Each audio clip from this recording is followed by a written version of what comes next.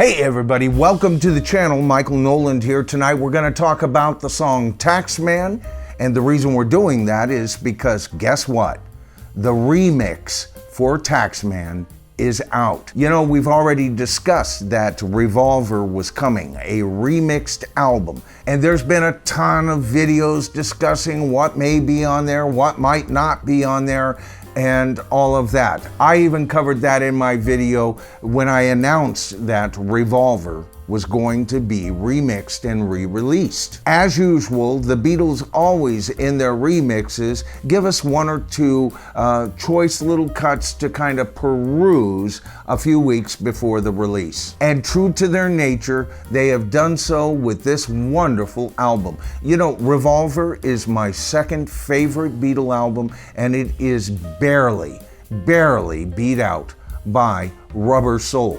Now, don't get me wrong, as I've explained before, Abbey Road is probably the Beatles' best album. Sgt. Pepper is their most magnificent album, and on any given day, I just want to hear those songs on those albums. But year in, year out, my favorite two Beatle albums, just personally, me speaking, has always been Revolver and Rubber Soul. And for you viewers who have been with the channel a while and have seen some of my past videos on the Beatles, you'll also know that I'm a big George Harrison fan as well. And I gotta tell you, George never shines so brightly as he does on this album. Think about it. This is a double-sided single LP. Side 1, side 2, right? And though George got 4 songs on the magnificent White Album, that was 2 discs. That was still 1 song aside. But on Revolver, George shines, like I said, with 3 songs. Now, in the Beatles, George had to learn to write songs. He wasn't trying to learn to write songs while they were trying to make it in Hamburg or when they were playing the cellar. But he did notice right away that there was some money to be made, and Lennon and McCartney was making that money. So it was at that part he thought he'd try his hand. As a matter of fact, he was once quoted as Riley saying, well, if Paul and John can do it. I love George. What an attitude. But you know, it's on this album that I believe that George Harrison's 3 cuts are as good, for the most part, as anything that John Lennon and Paul McCartney produced for this album. And so when I heard this album was going to be remixed, I was excited. I was glad they finally had developed the technology to be able to isolate the individual instruments, because most of us have the stereo copy of Revolver. And you know what's interesting about this album is that in its stereo form, the album is rudimentary at best. You know, I was watching a stream at Rachel's Ghost. That's the channel's name. Rachel is the host. Guys, if you have not seen this channel, go on over there and give her a peruse. She's really kicking up some dust over there, especially if you're part of the vinyl community. Anyway, she doesn't always put out her streams afterwards. They just kind of disappear. But this stream, I believe she kept. And go on over there and take a look at it, because I learned a whole lot during that stream, I can tell you that. And the big thing that I learned right as Rachel was learning it is that evidently the mono version of this album, you see, it's going to come in several discs or DVDs, no matter which way you get it. You see, she had a guest on there that actually had a connection to Abbey Road Studios, and he confirmed that the mono version of Revolver is going to be, I guess, a direct transfer from an analog source. I mean, everybody, especially with this MoFi lie, and that's exactly what MoFi did, folks. Take a look at my video on MoFi. I'm fed up with that company. Now, she's got a pretty large community going for herself over there, folks. And by the way, Jeff Emmerich, the engineer for the Beatles for this album, a complete genius. And any other engineer involved in any of these recordings have always stated that the superior mixes on this album were always found on the mono version and not the rudimentary stereo versions that, unfortunately, most fans bought. Some of us errantly thinking, oh wow, stereo, it's gotta be better. But you know, the whole idea of a stereo mix was brand new in those days, and nobody really knew how to approach it. Now, they'd nailed that down within a few short years, but by the time the Beatles were done, they were still always indecisive on how to mix the stereo versions of their material. So that's the good news. It's going to come out with a lot of different takes on songs and some special stuff there, as well as the new remix. And that brings us to what we're going to talk about tonight, because Taxman today was released and we got to hear it for the first time. Now, to kind of refresh your memory a bit, if you recall, the beginning of Taxman, when you listen to it on the headphones, the left side is chock full of Paul's bass, the drums, and the entire rhythm track over here, right? And on this side, we hear some coughing and some dejowling sounds and things like that coming from the studio. Later on in this right field, we hear a cowbell and a tambourine. And thankfully, at least stuck right in the middle, is George's voice, which is where it should have been. Now, the weakness for this song in this stereo mix for me has always been the fighting between the cowbell and that tambourine, sometimes them stepping on a beat. It always bugged me. It wasn't out of beat, but it seemed like they both jumped in on a beat at least once, as I remember, and kind of step on it. And I never liked that. And of course, with the tambourine being so prominently displayed, isolated way over here in the right field, what you would hear is even Ringo pulling that tambourine back before he hits it to the palm. And that would create an almost offbeat to my ears. The playing, other than those two criticisms on the percussion there, by the Beatles are fantastic on this album all the way through. But the lopsidedness of the instrumentation, it just drives you crazy when you're listening to it on headphones. But the one thing that I really always loved about even the stereo version, and if you guys give this a listen, you're gonna notice this maybe even for the first time, the lushness and the volume of George's vocals here. He fills the entire center section that these two tracks kind of take away from, and it sounds wonderful. Now we're gonna get back to the first few seconds of this song and its original version in stereo in just a minute. But let's turn our attention now to the new mix. Now, first of all, if you recall on the thumbnail you clicked for this video, I said the good, the bad, and the ugly about this mix. And we're gonna get into what I would say is the closest thing to the ugly part of this new mix. And you know where the ugly part is? The first few seconds of this track. All right, so let me describe what I heard when I heard this new mix.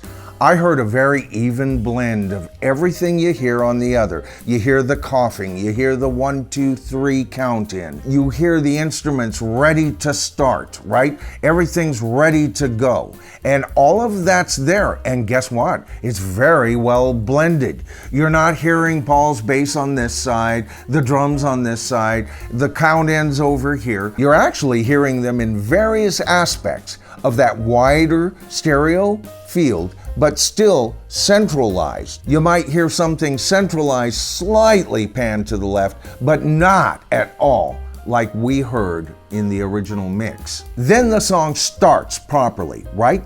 Now, before we go on with this mix, I want to do a comparison of the new stereo remix and the actual original stereo rudimentary mix. You see, it's blending all of these instruments into a narrower field. We lose something. They've taken something out of this, and I thought they weren't going to be doing that stuff with these remixes. They were only to enhance. But if you listen to the original mix, it's either Paul's bass being switched on or turned up because they know they're ready to record, but you hear this low bass rumble, and it's over here, by the way.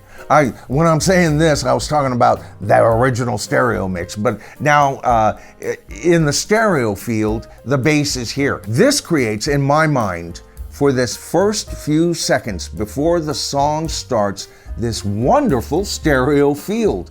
They should have kept this and then remixed the song the second it started.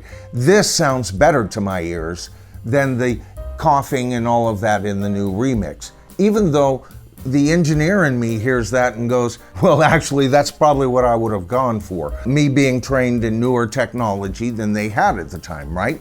But see, this speaks to accident and limitations of the equipment that many of these classic rock bands, these monsters, these wondrous people who gave us an entirely new art form in music. You see, they worked with what they had, but the Beatles weren't just doing that. They were always looking for little happy accidents. And what would that vibraphone sound like if we cranked it through a Leslie speaker or whatever? They were always looking for different sounds, and they achieved it in the first few seconds in my opinion, the original Taxman stereo version. But you know, folks, that's about the ugliest thing that I can say about this new remix. It really is wonderful. You know, you just wait till you guys get a hold of this, or if you've already listened to it, maybe you've already experienced this. But you can't help but almost just think,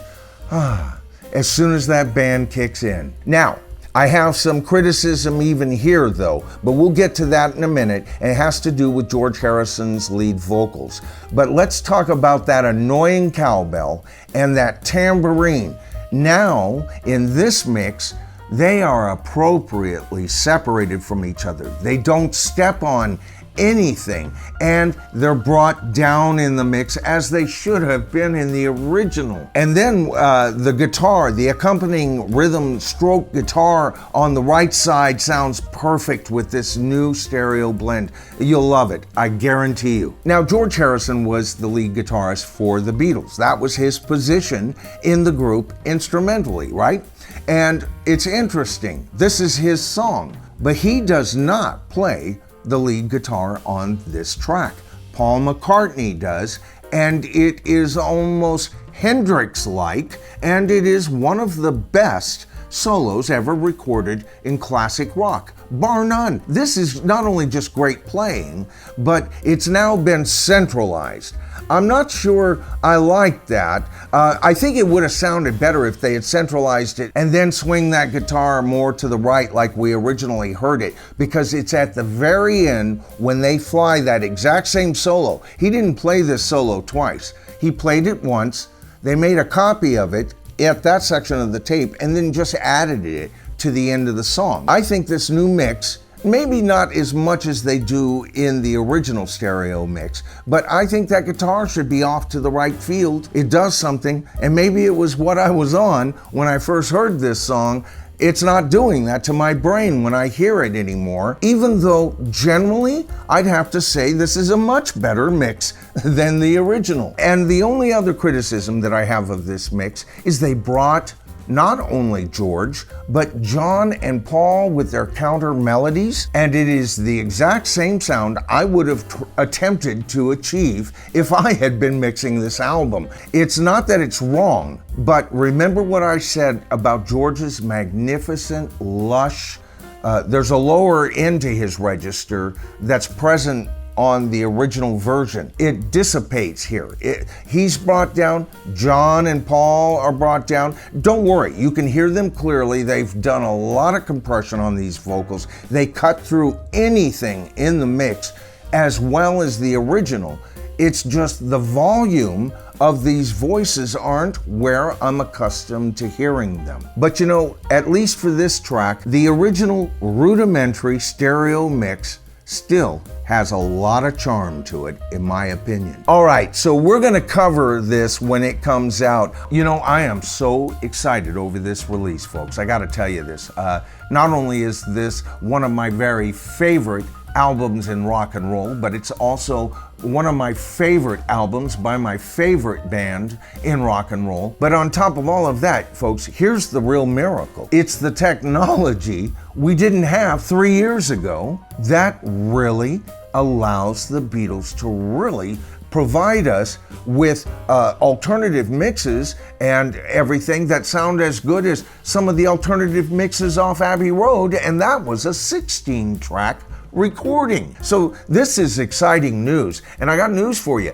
If you're a casual Beatle fan and you haven't listened to their recordings real close, here's your first lesson, folks. Listen to this album. You know, it's after you do that kind of comparison, folks, that's when you realize just what geniuses these four young men, and of course a few of their key team members, really were.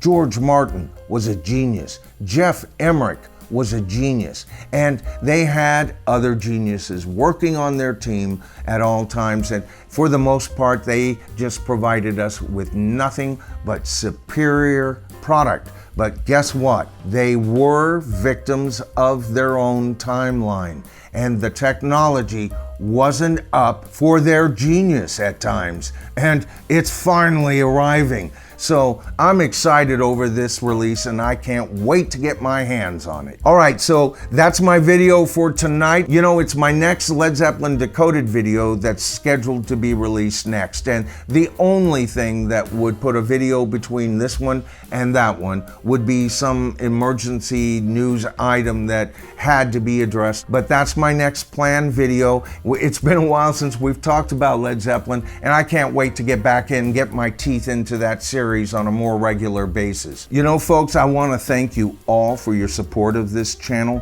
A big thank you to Telenikon. Your donation, of course, was appreciated, but you know what? It was your comment beyond that that really pricked my ears. And you know what, folks? That's where the action happens. This video, this is just to spark a discussion. And it's in the comments where that discussion begins. So I invite you, let me know. Maybe you've heard this mix. Maybe I'm way off base. Maybe you think I heard the wrong things. Was that Paul's bass that I'm hearing in that original stereo mix? I want somebody to confirm that for me. But all I've done here tonight is start the conversation. And as I've said so many times, the real action is always in the comments. Oh, and by the way, if you haven't subscribed to the channel yet, it's easy. All you have to do is hit that subscribe to the tribe button, hit that top bell notification, and you'll be notified of all of my future videos. The names you see in front of me are brand new subscribers. We're still doing shout outs. I announced a few weeks ago that the shout out situation here for new subscribers has gotten so crazy, I'll never catch up. So what I'm going to do is I'm going to honor all new subscribers all the way until the end of this month, September 30th. And I will make sure that every single one of you get your shout out for joining the tribe. After that, though, I'm going to have to cease and desist. First of all, the whole process takes up so much time, and the channel is going full time. And in order for me to keep up with that kind of workload, I just can't continue to do that. And on top of that, honestly, I've had people who have told me, I subscribed months and months ago, and I look back and I go, yeah, and you're about 10 away. So all I can say is the channel growth is responsible for the very reason I'm so far behind. But I'll get to every single one of you, and so after September 30th, you'll still be seeing the names of brand new tribal members up until that September date. Now, if you like the video tonight, please consider giving it a thumbs up. That helps the YouTube algorithm. The algorithm is designed to recognize certain things, and it is designed to see, oh, well, that got a lot of thumbs up, I'll send that over here. And that helps with channel growth, and I appreciate it, folks, I really do. And I also appreciate you guys who have shared my videos. That's where the channel growth really began to begin with. All right, so that's it for the video tonight. Just some thoughts, something to provoke your curiosity. I'm Michael Noland. This is The Bottom Line, as always, and I'll see you in my next video.